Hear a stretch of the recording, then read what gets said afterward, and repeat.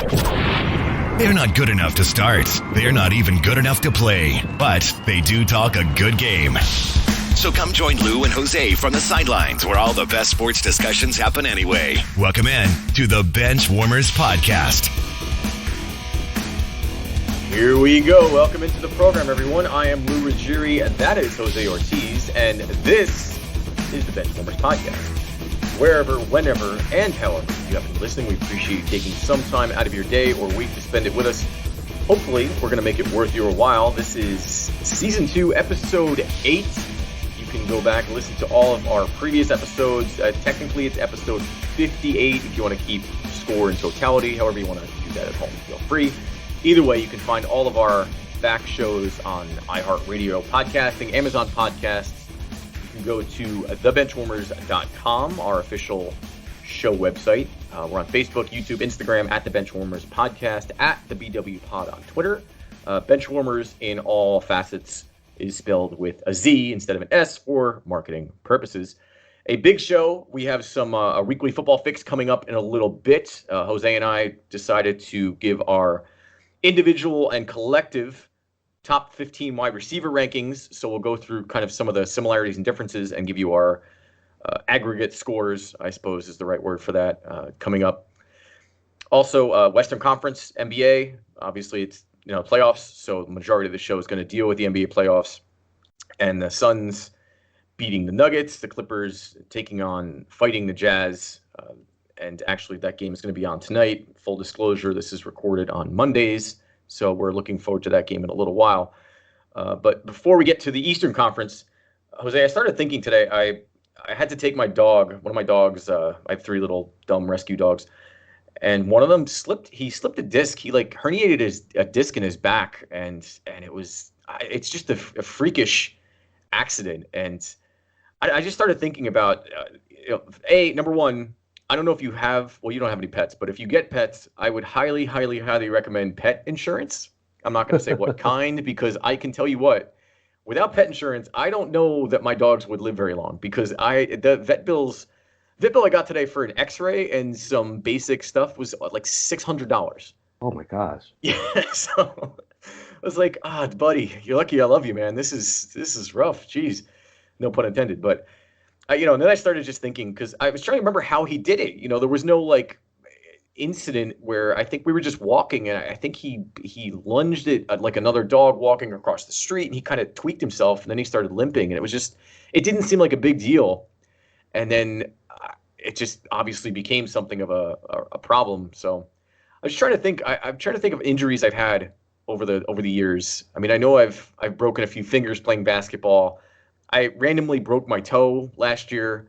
It's funny how just injuries just kind of randomly happen. I don't know if you've been pretty injury-less for the most part, though. Yeah, the only thing that comes to mind is when I was around 32 years old, my first old age injury, I call it, was I was just literally, I was sleeping, I woke up, and my shoulder was hurting, and it was like hurting, it was inflamed and it was like swollen for a while, and I didn't understand. I went to the doctor because at first I was like, oh, it's not that big of a deal, but it was like really hurting for about a week. Yeah. Went to the doctor, x-rays, MRIs. They have no idea. They're just like, yeah, it's just inflamed. We don't know it's like what happened. Bad shoulder. I don't know. And they just shot my arm with the steroids. The first time I took steroids in my life, and the pain went away.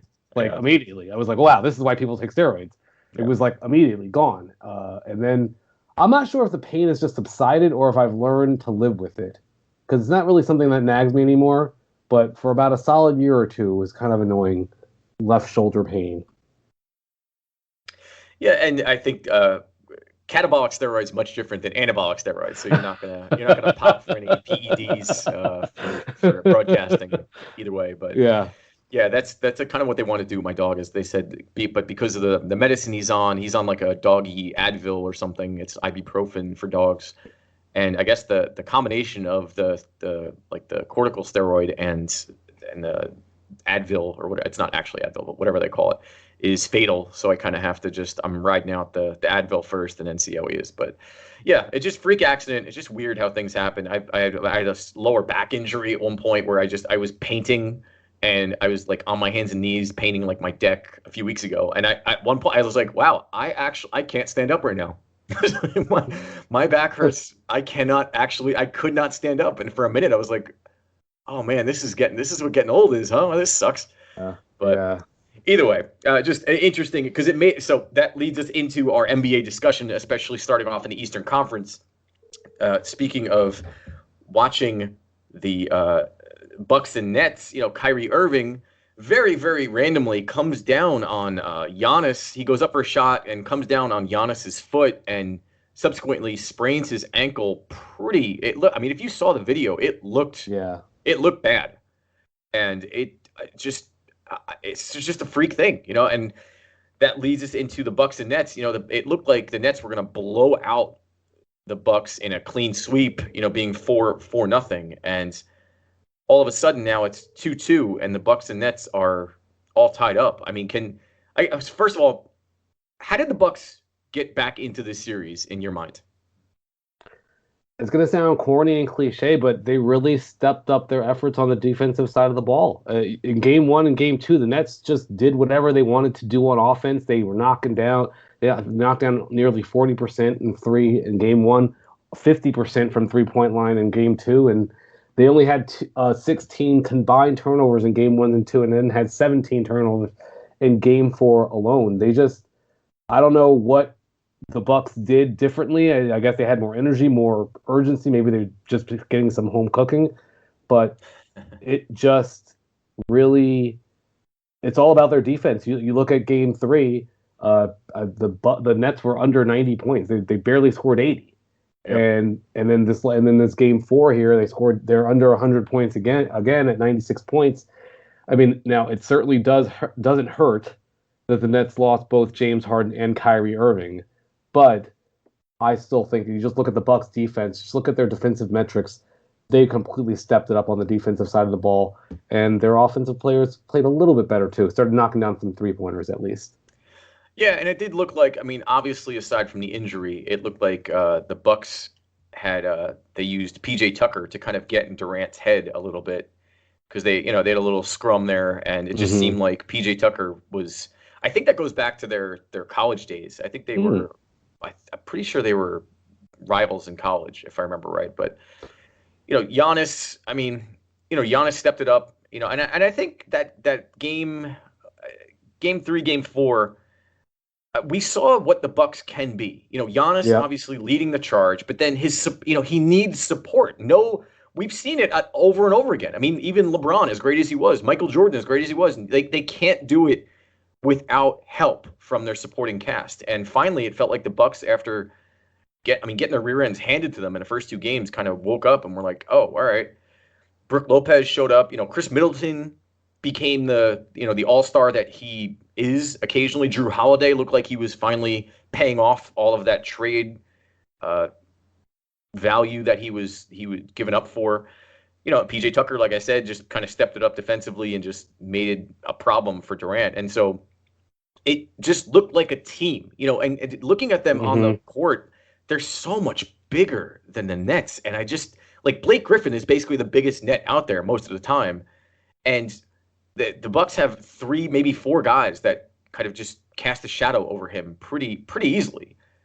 So it just felt like the Bucks, maybe they stumbled onto a way to kind of instead of trying to keep up with the Nets and, play the finesse game, they're starting to play that old school, Detroit Pistons, 90s New York Knicks, rough and tough. Like, we're going to beat you up and you're going to have to earn every shot you get. And that's the way, that's the way you play strong defense. I mean, basically what you're talking about is just effort, right? We're going to make everything difficult for you. Like, you're not going to just gracefully just dunk on us and just embarrass us. We know you're great, Kevin Durant, but we're going to make you work for everything out there. And you're right about the size. And when you don't have a Kyrie Irving or a James Harden who can create separation with the dribble, and now you just have regular players out there, and just regular starters plus Kevin Durant, it's not a formidable. I now think that if Kyrie Irving and James Harden don't come back this series, which I think is highly likely they don't make it back for this series, I think the Bucks are definitely better than the Nets right now. Yeah, and I mean, it is interesting because I mean Durant is amazing. I mean, just not if you just taking away what he went through with the Achilles tear and the 500 days he was not playing. He looks like he could be the best offensive player in the league right now, and it's not particularly close. But again, he can't do it by himself, and I think it's going to be tough. Between the two. Okay, so let me ask you this: You're Kevin Durant. Who do you want back for this series and then moving forward? Which guy, if you could only have one of them is going to come back and be 80%, and the other one is not going to show up for the rest of up in the rest of the postseason. Yeah. Who do you want if you're Kevin Durant? I think I want James Harden. I feel like James Harden's a little bit more consistent offensively. And while Kyrie Irving is great and he can certainly light it up, I feel like he's more prone to just bad games than James Harden is. I don't have any numbers to back that up other than the 4 scoring titles that James Harden has. But still, it's. I just think James Harden's a better overall offensive player, and so that's the pick for me. Yeah, I think at first I was thinking Kyrie Irving just because him and Durant seem to play off each other pretty well. But Kyrie is sort of a mutable character, if you will. I feel like he can disappear from games sometimes, where if Harden is there, I don't think he's going to have the offensive onslaught that Kyrie's peaks and valleys. I feel like he could put up 40 and then he could put up 14. Yep. Where Harden feels like he's going to be more of that facilitator role where he's going to give you 20, 10, and 9, and it's that kind of play like we're seeing with the Bucks that you need someone, because Kevin Durant's not going to get everyone involved. Durant isn't like LeBron. He's going to get he's an assassin. He's a sniper. He's not a guy who's going to elevate people around him aside from maybe just trying to keep up with him offensively. But I think Harden just seems like he would be able to elevate the guys around him more than Kyrie. Absolutely. And just quickly on Kevin Durant, like he's a great player, but just this is what you have to do against Kevin Durant. In Game 4, Kevin Durant, 9 of 25, 1 of 8 from the 3-point line, 5 turnovers. That's what you have to do against him. You have to make it so he's got to have an amazing, like you have to play such great defense on him. We're just like, hey, well, if he makes the shot, I mean, he's just that great. That's what happens. And I think that's what they did. And I agree. Kyrie Irving is just, to me, he's just a little, like you said, more volatile. I want the more consistent James Harden. Yeah, and the last thing I'll say about this game or this series so far is Giannis, I don't know what is up with his free throw shooting. He was 50% from the line in Game 4, and that's amazing for him. Well, no, he's been going down actually. He was up in the 70s, I think, like two or 3 years ago, and then he's been precipitously dropping ever since. And it just doesn't make sense. He's not Shaquille O'Neal. He's athletic. He has a stroke. He has a decent shot. I don't know what it is. I think maybe he needs to take a page out of like Will Chamberlain's book and sort of like take a couple steps back from the line. But between that and his Giannis should never shoot a 3-pointer again for the rest of his career. I get secondhand embarrassment. Like here's a multi-million-dollar athlete who's in the best shape of anybody in the world, and I get embarrassed when he spots up for a 3. Like what? Why? You don't need to be shooting those. They're going to give it to you because they know you're not going to make it. And I get that he has to like have the defense at least think about it, but take a step in. Just take a step in from the arc and have a mid-range jumper that you can make. 3-pointers are not your game. Not everybody can be an outside shooter. He's a ball handler, fine, but I think Giannis would be well suited if he were to study some early Shaquille O'Neal and just watch how Shaq played the game. Go inside, be dominant. You're bigger, stronger, and faster than almost everyone you're coming in contact with. Use that, get your teammates involved, but don't shoot. You're not Steph Curry. You're never going to be Steph Curry. Steph Curry's never going to be you. Don't stop shooting threes, please, for the love of God. Yeah, you're doing the defense a favor. Absolutely, completely agree. Yeah. All right, so that's it. Bucks Nets. I think we made predictions on this. I think, and we're both wrong, obviously, because we got swept up in the 2-0, tidal wave that was the Nets early on, and now it's 2-2. So I think we both had the We both Bucks. had Nets in 5. We both had the Nets Yeah. in 5. Okay, So that's not happening. if you'd like to amend that, what would you amend it to at this point now that the series is tied up? I probably would say Bucks in 7 right now. Okay. I mean, I feel like I should just stay stuck with my pick from before. But if I had to choose, like, make a switch right now, I would say Bucks in 7. I'll go Nets in 7. I think Kyrie is going to miss the next game, and then he'll probably be back because there was no damage on the X-rays. I think he was just kind of I mean that injury hurts. That's the worst though. That's the worst when you have no, like, it's because then you're going to get a rush back, right? Yeah. They're going to be like, oh my god, especially don't let them go down 3-2, and then all of a sudden now Kyrie's being rushed back. He comes back a la Kevin Durant 2 years ago, and then hurts himself even worse. Or they rush Harden back and they say, all right, man, same get thing out there, and same thing could happen. Yeah, but I think the Nets find a way. I do. Okay. All right. Other Eastern Conference game, actually one is going on right now. The Atlanta Hawks versus the Philadelphia 76ers.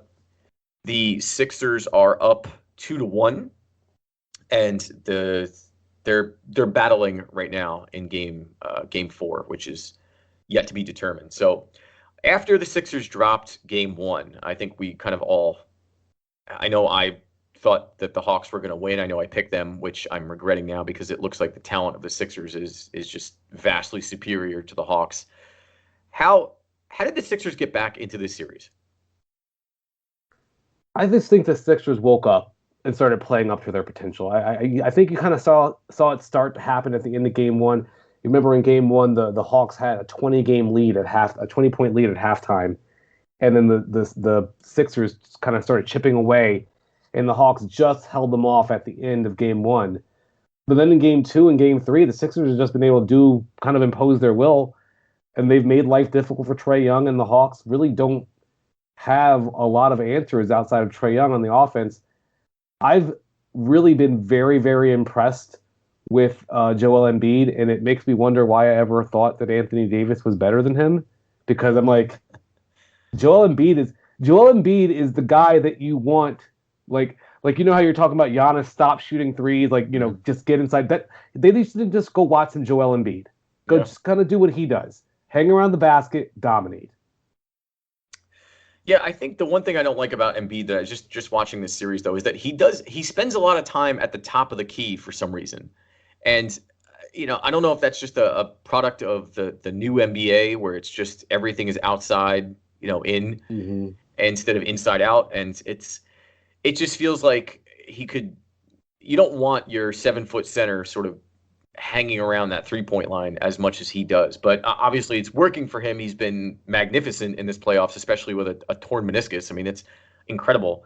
But I think that this team overall, I think outside of Brooklyn, I think this team is easily the most talented in the East at this point, and that comes from supporting cast that was greatly improved over this last postseason, and they sort of just robbed a couple teams out west. The Lakers, they got Dwight Howard and Danny Green from the Lakers. They got, I think Seth Curry is the unsung hero of this entire series. I loved him when he was on the Mavericks, and he's just he's not his brother obviously, but as a role player he is dangerous. I mean, I think he had 30 points in game 3, I think, game 2.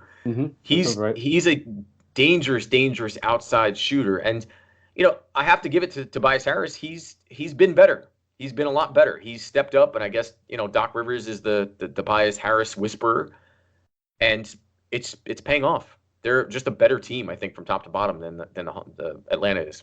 Yeah, and I think we've even seen really improved play from Ben Simmons once the pressure to score has been lifted off of him, where it's like, just do what you do. Stop trying to score. That's not your game. Just go do what you do. Pick your spots. And I think he's really thrived in this new philosophy with him on offense. Yeah, I think you're absolutely right, because now they have people to score, so Ben Simmons can do what he does and just be a traditional point guard. Albeit a 6'10" one, but pass. Set, give the ball to people who want to make that shot, who want to take that shot.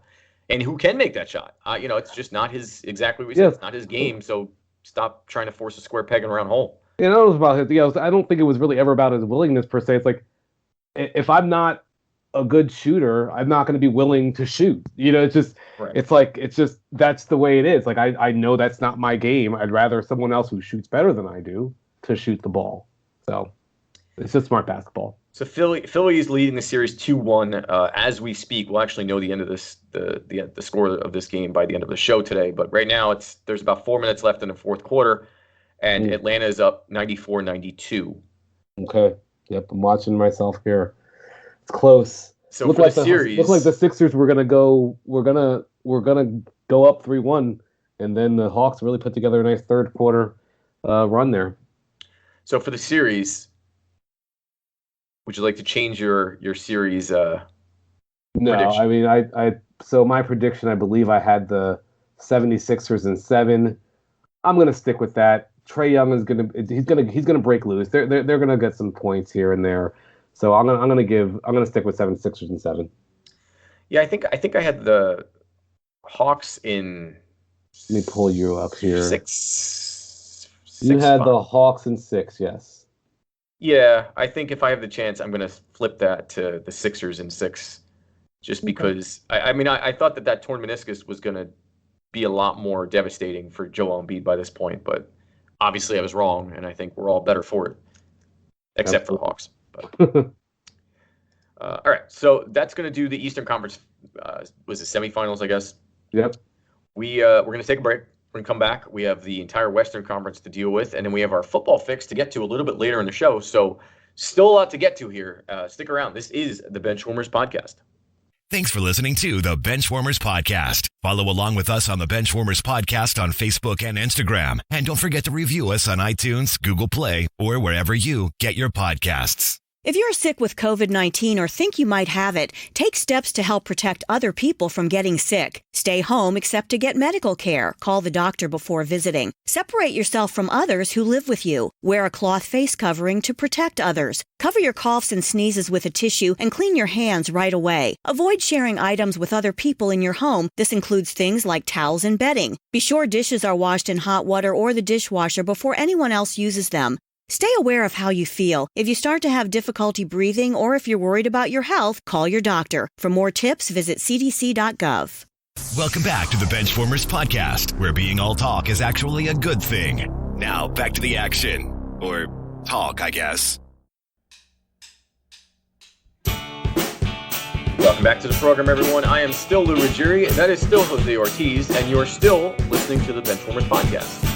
Follow us along iHeartRadio podcasting, Amazon podcast, Facebook, YouTube, Instagram at the Benchwarmers Podcast, at the BW Pod on Twitter, or go to thebenchwarmers.com for all things Lou, Jose, and sports. Benchwarmers with a Z. Season 2, Episode 8, rolling right along. We touched on the Eastern Conference of the NBA, the playoff series. The Bucks tying it up with the Nets 2-2. The Hawks in battle as we speak. Trying to tie up that series at two games apiece. A little bit, we have our top 15 wide receivers going into the 2021 season. Jose and I have some differences on those things, but we'll get to those in a bit. Right now, it's time to switch over to the Western Conference in the NBA, and this very stark contrast to the Eastern Conference games thus far. The Suns swept the Denver Nuggets 4-0, and this was a surprise, I'll tell you. I mean, even without the Nuggets not having their starting backcourt, it just I think Phoenix surprised me a bit. And Jokic did his best. And actually, I have a quick trivia question for you, Jose. Can you guess, and you can think about it, the last time that the reigning MVP of the league was swept in a playoff series? And I'll give you a hint. It has not happened for a very long time. I would probably guess Michael Jordan. No, Jordan. Okay. Nope. I was thinking maybe happened after that, I believe. Because I was thinking maybe in the Celtics. Yeah. Okay, let me think about it. You go ahead and do your thing. I'll keep talking. I'm going to think for a second. So the Suns, just as far as this game goes, I think Chris Paul has proven himself to be one of if not the best point guard in history. I don't think he's the best, but I think the conversation is there, especially if he gets a ring to kind of go with all his other accolades.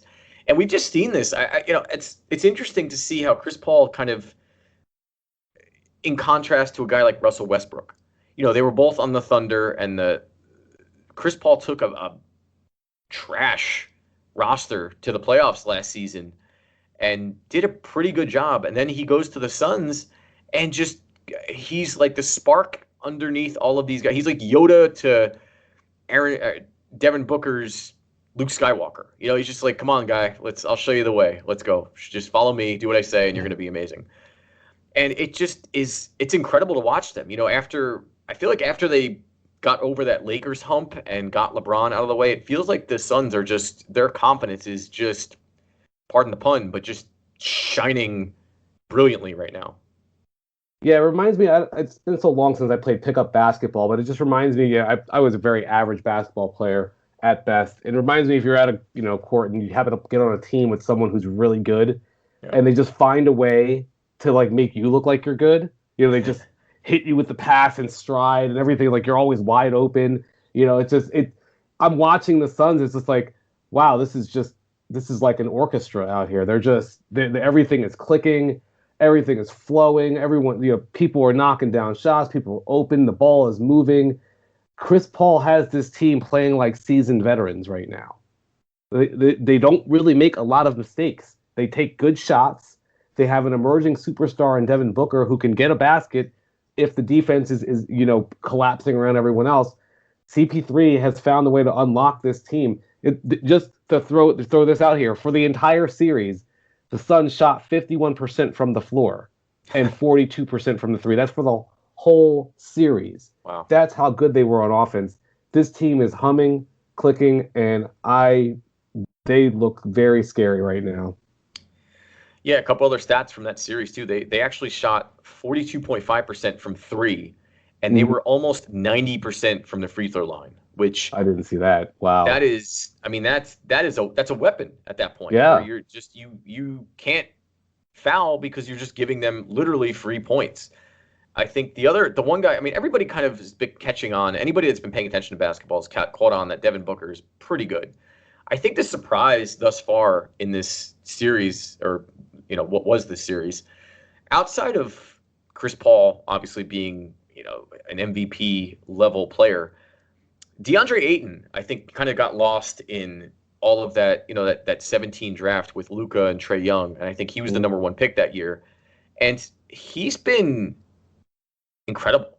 Just his athleticism, his defense, I think just being able to sync up with Chris Paul and kind of just let him show him the way has been pretty impressive. He's a perfect third player on a team. Yep. Where you don't have to draw up a play for him. His size alone is an advantage. He makes plays on defense. He gets you offensive rebounds, and you can lob a ball up to him every now and then for a dunk. It's just a perfect. They really kind of have a really perfect fit, and kudos to their management for seeing this last year. Well, I certainly didn't see. I thought that they would be better than we expected, but I didn't expect this. They're just great. DeAndre Ayton is really starting to live up to the promise that he had when he was drafted number one overall. And I think as far as the Nuggets go, I think what they did was commendable. Without Jamal Murray, obviously, that's a big loss, and the fact that they made it this far is a testament to the tenacity of that team, and specifically Jokic, which I do think it was the foul on Cameron Payne in Game 4. Flagrant foul 2. He was ejected. I don't think that should have happened that way. I think that it should have been a flagrant foul for sure. But you can see the intent is not, he's not going after Cameron Payne. He's just going after the ball sort of recklessly. And on their home court in a literally fighting for their playoff lives, you eject the most important player on the team. It just felt like, I don't know that the Nuggets were going to win that game anyway, but it just after that it kind of just was like, all right, well, there's no chance that they're coming back, and it felt like a very poor ending to what was a pretty impressive season. Yeah, it was an impressive season, but I actually think that this series to me has kind of opened my eyes. I'm looking at the Nuggets, and it kind of similar to the Lakers, where once you get past those first two players, once you get past LeBron and Anthony Davis, for the Nuggets, once you get past Jokic and Murray, there's such a large drop off to number 3. And so if either one of those top 2 players are hurt, the team is significantly worse. And Jokic was able to cover up for that a lot. But at the end of the day, they need another player who can consistently create their own shooting space, make plays around the glass, do something else. Like it just they need more help. I don't think this is just about Murray being injured. I think this is a larger issue where they need either Michael Porter Jr. to step up and become that player, which he didn't really step up the way I think a lot of fans would have hoped this series. But if that's not going to happen, they need to find another person to kind of fill that void between 2 and 4. Yeah, I would agree. I think they're one pretty important piece away. Yeah. What that piece is to be determined, obviously, but it certainly would help to get their starting backcourt back and then see where they go from there. But on the other side, the Clippers and the Jazz, that game is also a little bit later on this evening. Jazz are up 2-1 against the Clippers. Clippers made a furious comeback in Game 3. They put something of a beatdown on the Jazz. They won 132-106. Mm-hmm. This series has been interesting, and I've been thinking about this. The Suns obviously moving on. I thought that the Clippers Nets would be a very, very interesting finals, but both of those teams are starting to look. There's some doubt cast upon them right now, and in the Clippers' favor, I mean, Paul George is their leading scorer. He's scoring 26 points a game this series. Donovan Mitchell has just, you talk about Paul George and Kawhi Leonard, and Donovan Mitchell is eclipsing both of those guys. He's averaging 37.3 points per game in the series thus far, and that's a little bit ridiculous. He is proven to be. He's got a little Damian Lillard in him, it seems like, where he wants the attention, he wants the ball, he wants to go at you, and he wants to play hard. And it just seems like unlike Paul George in the past, it seems like Donovan Mitchell sort of just takes steps up to the next level when the lights are shining brightest. We've seen this throughout his career. He's been years ago when Paul George and Russell Westbrook were on the Oklahoma City Thunder, and Donovan Mitchell was a rookie on the Jazz. He had an amazing series and eliminated that team in the first round. So I've always been a big fan of Donovan Mitchell. I have been impressed with what I've seen from Paul George. Not only, it's one thing to be, hey, I'm not afraid to take the shot. It's another thing to actually make the shot, right? Anyone's like, hey, I'm not afraid. Are you actually going to make the shot? And he's been great. I've been impressed with Kawhi Leonard too. I kind of feel like I'd be worried right now if I were Utah, just because you were on your way to going up 3-0, and now it's 2-1. Momentum is such a weird thing in the NBA, and if you don't, they basically have lost the momentum for the moment, and anything can happen. You go back, you go to Game 4 tomorrow and you lose, or go to Game 4 on Wednesday and you lose, or I'm sorry, on Tuesday and you lose later today. I'm sorry, you go to Game 4 and you lose. Now it's 2-2, and the Clippers have a much more experienced roster. That's not a position I'd want to be in. I kind of feel like this is a must-win for the Jazz. Yeah, it just seems like, it's funny. We look at Paul George and you say, all right, well, he's averaging 26 points a game. That's great. Good for him. He's really excelling. And then you look at Kawhi Leonard in the series and he's averaging also 26 points a game. And you're like, where's Kawhi? What happened to him? Well, that's what happens when you're a great player and there's higher expectations. Low expectations are the key to success, man. Yeah. It's true. Yeah, it's all about perspective. But yeah, I think the Clippers can win this series. I mean, obviously they can win, but it goes back to what we talked about. That I think if the Jazz get Mike Conley back, I think that helps them tremendously, and that puts the edge in their favor again. But the Clippers, I mean, if Kawhi turns it on like he did towards the end of the Mavericks series, and then you get supporting roles from Rondo and Zubats, they can be a problem. If Reggie Jackson turns it on again and just starts nailing 3-pointers, it's a dangerous team, but they're streaky, and I think Utah is a bit more consistent. So it's going to be interesting to see which way this ends up. If it's the streaky team that just gets hot and stays hot, or if it's the consistent team that just keeps that level just above where the Clippers can match it game to game. I think we would have both agreed that Kawhi Leonard is probably the best player on either team. Would you say Donovan Mitchell is second? Yes, absolutely. Yeah. I think, in this series though, thus far, I think you'd have to say Donovan Mitchell is the best player. Oh yeah, yeah. In terms of overall, I think you're right. I just start, sometimes think about that, like, when you have the best player, you have a chance no matter what. But I actually think the Jazz have the second and third best player, because I think Rudy Gobert is a better player, like complete, like top to bottom, than Paul George. Although he doesn't have the ability to score as much as Paul George, but he just, he affects the game so much on the defensive end. I would be worried for game 4 if I was the Jazz, but I still sticking with the Jazz. I had the Jazz winning in 6. I'm gonna still stick with that. I believe I had the Clippers in 7. Yes. Is that right? I'm gonna stand pat with that for now. I think that the talent of the Clippers, while I think overall the talent level of the Jazz as a team is higher than the Clippers, I think that the ceiling for the Clippers is higher than the Jazz. So I'll stick with the Clippers for now. Maybe I'll regret that in a few hours when Game 4 happens, but we'll see. But yeah, it should be an interesting series. The Suns. If you're the Suns, who do you want to face next? The Jazz. I think so. First of all, if I'm the Suns, I don't really care, right? The way I'm playing right now, right, I feel like I'm the best team in the NBA. But if I have to pick, I think I'm picking the Jazz. But it's tough because the Jazz have Rudy Gobert, who can really impact the game defensively, maybe even neutralize a guy like DeAndre Ayton, where the Clippers, would we be surprised if Paul George comes out in Game 4 and has 13 points? No. So I think the Jazz maybe have the higher floor, but the Clippers have the higher ceiling, in my view.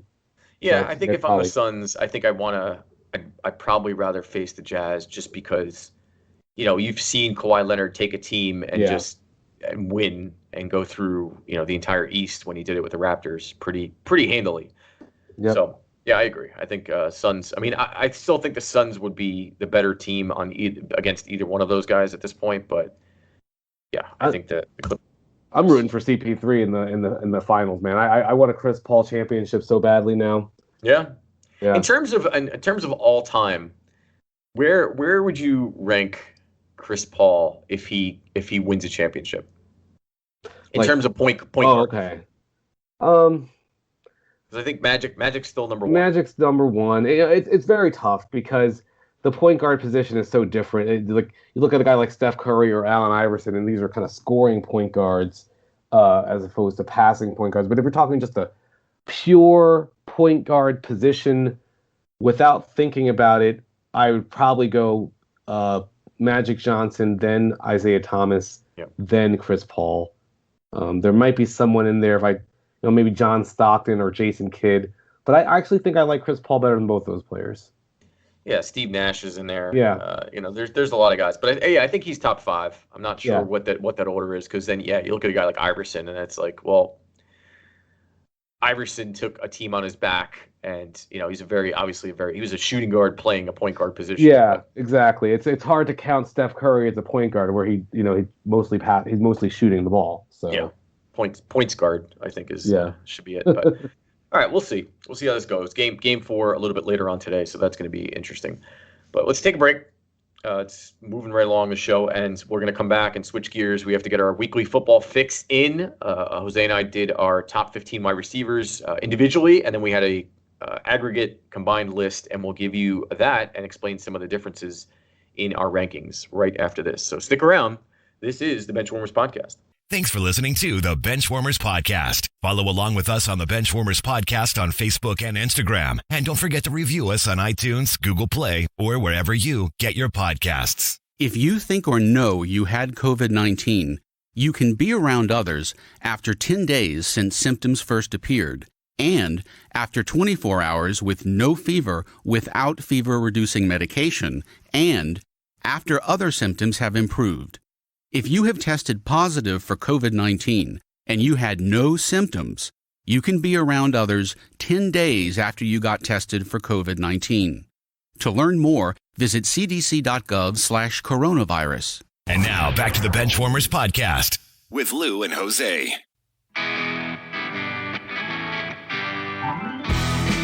Welcome back to the program, everyone. I am Lou Ruggieri. That is Jose Ortiz, and this is the Benchwarmers Podcast. Our show moving right along. If you missed anything, you can go back and listen to iHeartRadio Podcast and Amazon Podcast, thebenchwarmers.com for all things related to the show.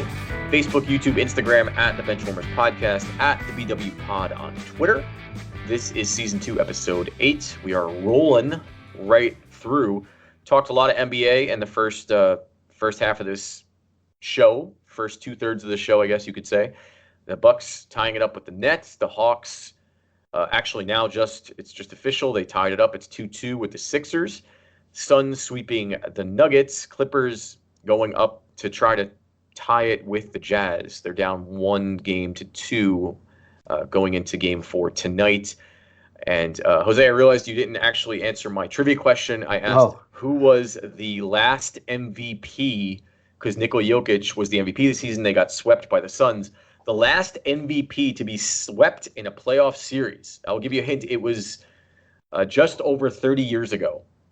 And he's a very, very prominent player. Just over 30 years ago, so just quickly do the math. Yep. My math is terrible. 1989 it happened. 1989, that would be David Robinson. No. Who am I? Oh, not Isaiah Thomas. No, you're right series, wrong player. Oh, Magic Johnson then. Yep, Magic Johnson. Swept in the finals. Swept in the finals, yep. Yes. He was hurt, so it's a little bit of a caveat, obviously. Yeah. That was the last time an MVP was swept in the playoffs. So, Nikola Jokic, that is some good company. Good and bad company to have, yeah. It's not a list you want to be on, but it's good company to have. So, fair. That was just to cap off our NBA talk. Now it's time to switch gears. It's we need our football fix. It's the off season, so obviously there's not a lot going on. News-wise, obviously no games, but we're about 4 weeks away from preseason, maybe 6 weeks, something like that. Again, not super exciting, but any football is good football. So Jose and I decided we're going to go through all of the positions in the offseason and talk our top 15 or so players in each position. Top 10, top 15. We'll see, how it goes depending on the position. We did our quarterback list. You can go to thebenchwarmers.com to see our quarterback lists from last show and see how we broke that down. This week, we decided to go through our top 15 wide receivers. And what we did was Jose came up with his list. I came up with my list. And then we sort of had a combined score where it's the show list, where we averaged out each of our rankings and got a combined list, and I'll read that off now. So our unanimous number one wide receiver. So I guess the other thing to mention is, and maybe it was different for you, but going into this, we just said, all right, list the top 15 wide receivers. In my mind, I picked sort of a universal quarterback to be throwing to each of these guys, like a steady QB, in the old backyard game. And, they were basically surrounded by the same team and the same talent, which obviously makes it easier and more difficult all at the same time, because you're filling in a lot of blanks that are basically unanswerable questions. But it's also a fun exercise in kind of evaluating talent, at least from a personal perspective. So that's how I went into this. I don't know if that was how you decided to go into this, Jose, but that was my thinking going into how I made my list. That probably should have been my thinking. I admittedly, I made the list. I looked at it. I kind of went through it 3 times, and I was like, okay, this is my list. But it was just kind of like I didn't really say. I guess I wouldn't say that I was like, oh well, this guy. I wasn't looking at like a fantasy football list, but I just kind of was like, this is who I think are the best. But what I realized afterwards, after you mentioned that to me, is like, well, all the wide receivers who I think are the best tend to have better quarterbacks too. Sure. So and I realized I'm not sure if I can really accurately separate the player from because, like, for example, I don't really think Devontae Adams is actually a better wide receiver than DK Metcalf. Right? I'm not sure if he is. Like, I'm not 100 because DK Metcalf is a ridiculous, like, if like DK Metcalf is a freak. Like, if we were playing football and we were picking teams, I don't think there's a way that you pick Devontae Adams before you pick DK Metcalf on your team. I just don't see how it's possible. Yeah. Just from a speed, size, athleticism, all that type of stuff. Yet here we are with Devontae Adams ranked number 2 because of his production over the last few years, which is based on having Aaron Rodgers as your quarterback. So it's hard for me to separate it. Yeah, I mean, I would agree to some point. I mean, obviously there is some inherent bias because what we've seen, obviously with a better quarterback, the performance level of the wide receivers is going to be better. So yeah, it does sort of lend itself to being a top heavy list with better quarterbacks than not. So, and not surprisingly, number 1 on both of our lists, Tyreek Hill. And I think, but even still, Tyreek Hill on any team is going to be probably the most dangerous threat in the league because, I mean, he's probably the fastest guy in the league, and you can't teach speed. So it doesn't matter who's covering him. As long as you have a quarterback with a reasonable arm, I think Tyreek Hill is going to be the most dangerous player on the field, no matter who you're talking about comparing him to. Number 2, Devontae Adams, like you said. Devontae Adams, for me, I think, I had DK Metcalf. Well, we can go through our differences later, but our combined list, I'll just run through this so then we can kind of work our way back. Combined, Tyreek Hill, Devontae Adams, number 2. Number 3, DeAndre Hopkins. Number 4, well, there was a tie for 3, so I'll kind of just go in order. The tie for 3 was DeAndre Hopkins and Stephon Diggs. So then 5th was DK Metcalf. 6th was Michael Thomas. A tie at 7th with A.J. Brown and Julio Jones. So then 9th was Justin Jefferson. 10th, Calvin Ridley. 11th was Allen Robinson. 12th was Keenan Allen. 13 was Chris Godwin. 14, it's again a tie. Chris Godwin and Mike Evans are tied at 13. And 15th was Amari Cooper. So Tyreek Hill, Devontae Adams, DeAndre Hopkins, Stephon Diggs, DK Metcalf, Michael Thomas, A.J. Brown, Julio Jones, Justin Jefferson, Calvin Ridley, Allen Robinson, Keenan Allen, Chris Godwin, Mike Evans, Amari Cooper. Out of those, was there anybody that surprised you where they landed on this list, either high or low? I would say that I think that DK Metcalf. Actually, no. I mean, DK Metcalf was right around where I would have put him. I honestly think Keenan Allen is probably the guy that I would look at. Keenan Allen, I know he's a good receiver. I think I had Keenan Allen ranked at 15. He ended up at 12. I guess, I mean, that's not like earth-shattering difference. I just think there were players that I like more than I like Chris Godwin, like Mike Evans, like Amari Cooper. I like Allen Robinson more than Keenan Allen. It just so happened that you like him a little bit more than Allen Robinson, Chris Godwin, and Mike Evans, and that's kind of where the biggest difference was with Keenan Allen. Other than that, I mean, I don't want to sound like a homer. I really like our list. Like, I'm looking at it. Julio Jones is like the one guy where, I just don't know what to expect from Julio, because if he's the guy that we saw in 2019, he belongs at like number 3 on this list, right? But if he's what we saw last year, he probably doesn't even belong on the list at all. So my thought was that he's probably somewhere in the middle, which is why I think I had him ranked at 10. But that was probably my most difficult ranking. I think I started off with him at 5, and then I was like, wait, that makes no sense. And then I dropped him down to like 14. I was like, well, that makes no sense either. And so I kind of settled at 10 with him. But yeah, I think that the two guys that stood out to me, and I guess it's not really, they're just two surprises. A.J. Brown, we had a combined 7. Mm-hmm. And with him, it just felt like I kind of surprised myself. Him and Justin Jefferson are the 2 surprises. And I think AJ Brown is he just size wise. I think he was one of those guys like because that was sort of the tiebreaker for me in my mind was if it's the same team, the same quarterback, you can't teach size. AJ Brown is 6', 225. I mean, he's a big, strong, fast guy that we've seen run slants for 80 yards and just run over people. And then Justin Jefferson, I actually, we talk about good quarterback play being the reason that some of these players end up higher. And now I know I'm not a big Kirk Cousins fan, but Justin Jefferson had 1,400 yards last season with, no offense, Kirk Cousins throwing to him. And that to me, I mean, I just couldn't help but think like if Aaron Rodgers was throwing to Justin Jefferson, how much better could he have been?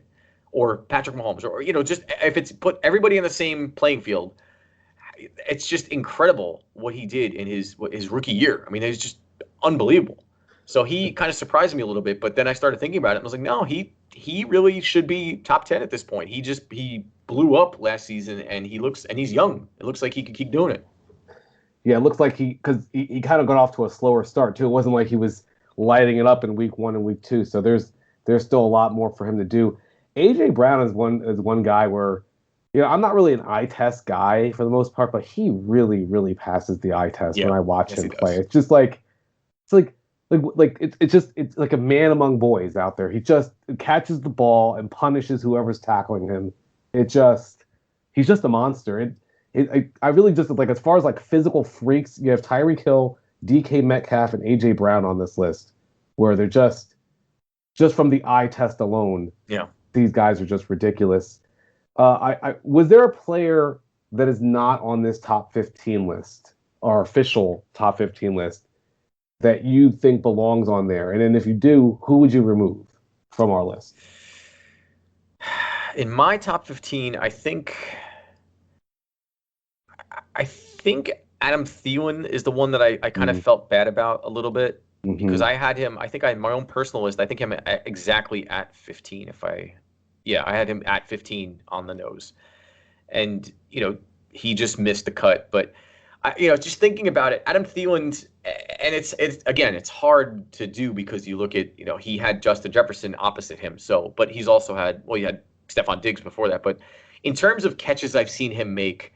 So he might have the best hands in the league outside of maybe DeAndre Hopkins and Devontae Adams. I mean, you throw anything in his vicinity, he's going to catch it. Now, he's not the fastest guy, he's not the biggest guy, he's not the strongest guy, but if you need he's like a white Chris Carter. It just looks like every time all he does is catch touchdowns. He just catches anything. He just catches footballs. And a guy like that in your team where you can rely on him, where if you throw the ball in his area, he's going to come down with it.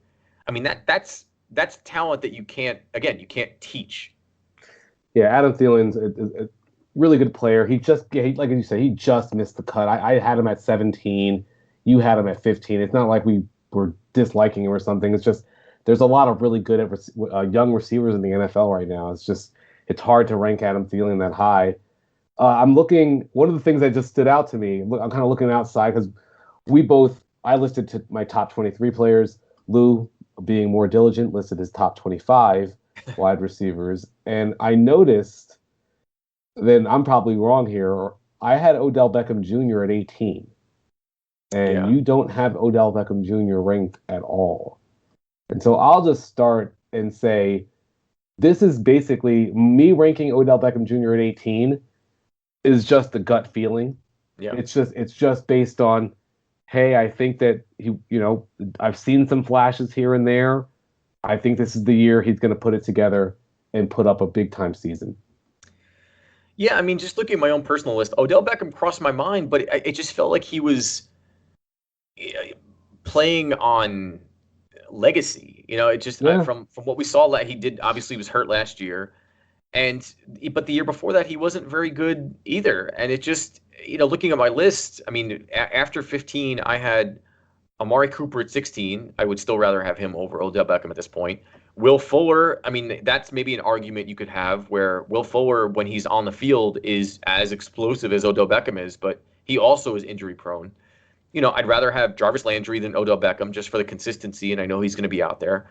I had T. Higgins, Tyler Lockett, Robert Woods, Marvin Jones. You could I maybe messed up there. I might rethink that.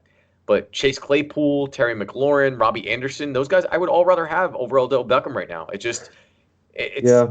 You've actually talked me down. I think I would move Odell Beckham down underneath Jarvis, or at least tied with Jarvis Landry. Like I think he's right in there. To me, I think it's right around what you said. I don't think I would put Marvin Jones in there. I think it's a little early on Chase Claypool as well. A little early on Chase Claypool and T. Higgins. Chase Claypool struggled with drops last year.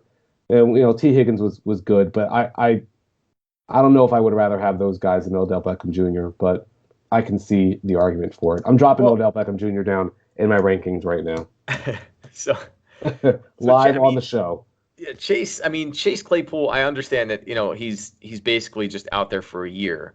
And he did suffer like all of the rest of the Steelers receivers with some pretty bad drops, but again, he just given an universal quarterback, I think that Chase Claypool's size and speed and youth, makes me think that he would probably be a better investment than Odell Beckham would be at this point. And again, with maybe he's 6'4", 240. I mean, that's if he comes down with the eye test is certainly on Chase Claypool's side right now. If I'm looking at him and I'm saying, okay, this guy is going to battle and come up with more 50-50 balls than Odell Beckham is. And that's kind of how I justified that a little bit. I just thought it was weird. The one thing I would say, and I know he was a rookie, so it's hard to judge, but he only started 6 games. On his own team, he was behind Juju Smith-Schuster and Deontay Johnson. Yeah. Either of whom you have on this list. So it's just kind of where like the Steelers didn't think he was better than those two guys. Yeah, and Juju did not make the list, and I think that nor does he deserve. Does he deserve to? Yeah, I think Chase Claypool. I'm just going by if I'm the steady QB, that's a guy I want to throw to just because of his size. I am partial to kind of just the physical. DK Metcalf. AJ Brown, Julio Jones in his prime, same kind of guy, just big, strong, fast, gonna battle. He's gonna beat up smaller cornerbacks, and most of the time he's gonna win those battles. So it might be a little premature. I'll grant you that. The one guy that, speaking of Steelers, or ex-Steelers, that surprised me that didn't make either of our lists was Antonio Brown. And granted, obviously he's had all his off-the-field issues, and he really only showed up a little bit last year. But, I mean, he's still Antonio Brown, sort of. Is he? Is he? I just think, given, if you take away all of the other nonsense, I mean, it's hard to believe that he would not have a higher ceiling than maybe we're giving him credit for. But maybe he's in the Odell Beckham category. Maybe it's just sort of a, that was the yesteryear receiver, top flight receiver.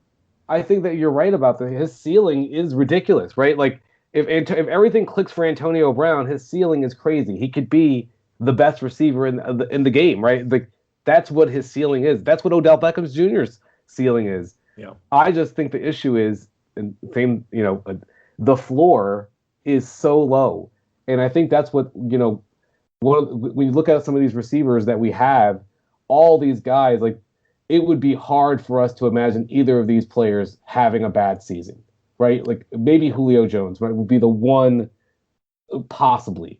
But other than that, it would be really hard for either, like, is Calvin Ridley having a bad season? No. Allen Robinson? No. Like, these guys aren't having bad seasons.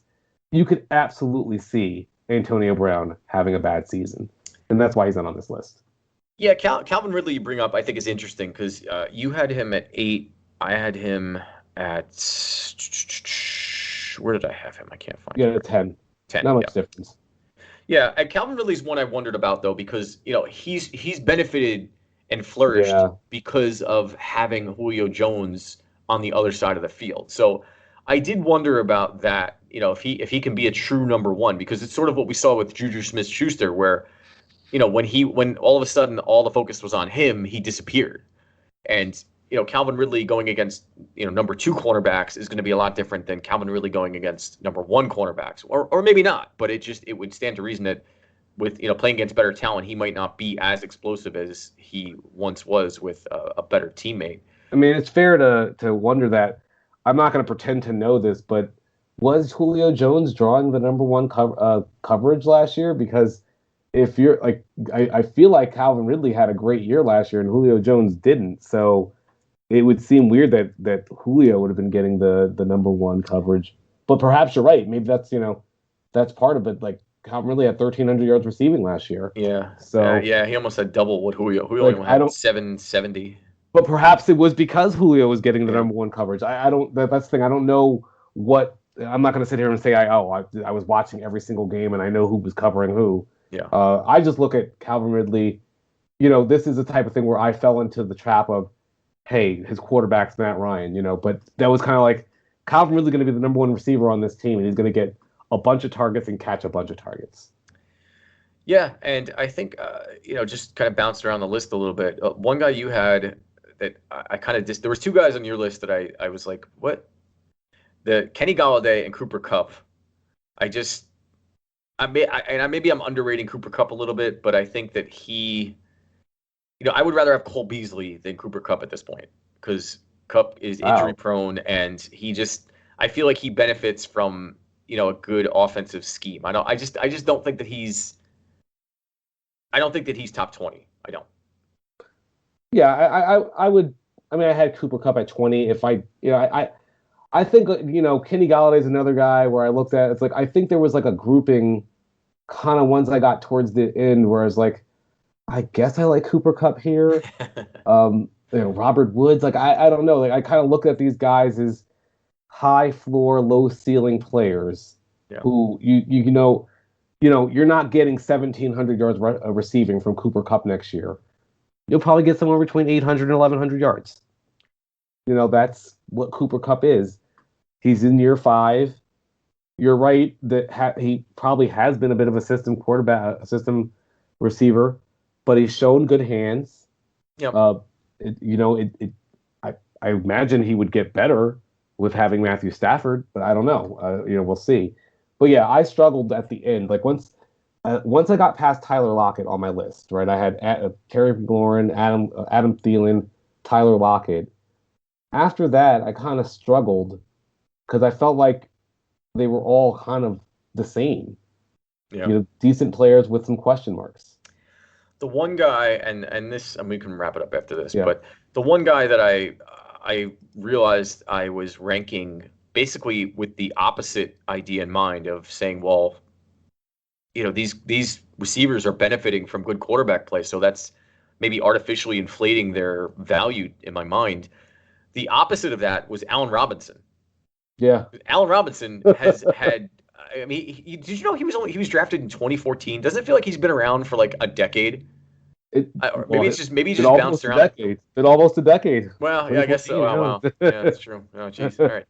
But yeah, Allen Robinson has not had good quarterbacks. I mean, we had Blake Bortles throwing to him in Jacksonville, then he's got Mitch Trubisky in Chicago, and I think that with the right kind of quarterback play, I think Allen Robinson could easily become Stephon Diggs without much hesitation. Yeah, absolutely. Allen Robinson is probably the most underrated wide receiver on this list. It would not shock me at all if he had a top 5 type season. He's that good. He's excelled basically anytime he's been healthy. He's excelled. That was his knock early in his career that he couldn't stay healthy, but he's proven towards the end of his career that he can stay healthy. So, yeah, Allen Robinson, great player. At first, when I saw him on the list, I was like, no, he doesn't belong in this. And then I started thinking about it, and I started researching. Last season, he had 102 catches and 1,250 yards with a guy who is not on the team anymore. Like, that's really good on a team that was basically stymied on offense, kind of on all facets. I mean, I read a top wide receivers list that had Allen Robinson at number 5. So, I mean, his talent is there. He just hasn't had the quarterback play. Yeah, I mean, maybe Andy Dalton, I think, is a step up passing wise from Mitch Trubisky. I think, once Justin Fields kind of comes into his own, I mean, hopefully Allen Robinson will still be relatively in his prime. It might be a bit down just this season. I don't think Andy Dalton's going to be the starter this entire 2021 season, but it'd be nice to see what Allen Robinson can do with a quality quarterback trying to get him the ball. Yeah. So that's it. That's our top 15 wide receivers. Once again, the combined list: Tyreek Hill, Devontae Adams, DeAndre Hopkins, Stephon Diggs, DK Metcalf, Michael Thomas, A.J. Brown, Julio Jones, Justin Jefferson, Calvin Ridley, Allen Robinson, Keenan Allen, Chris Godwin, Mike Evans, Amari Cooper. And we'll put that up on the website for your viewing pleasure. Feel free to check it out, and you can always send us a note on agreements, disagreements, or whatever you may think. You can find us on Facebook, YouTube, Instagram at the Benchwarmerz Podcast, at the BW Pod on Twitter, the aforementioned iHeartRadio podcasting lineup, Amazon Podcasts. We are all things media, so come check us out. And that's going to do it. This is Season 2, Episode 8. Hopefully you enjoyed it. I know we did. So for Jose Ortiz, I'm Lou Ruggieri, and we'll see you next time. Bye-bye.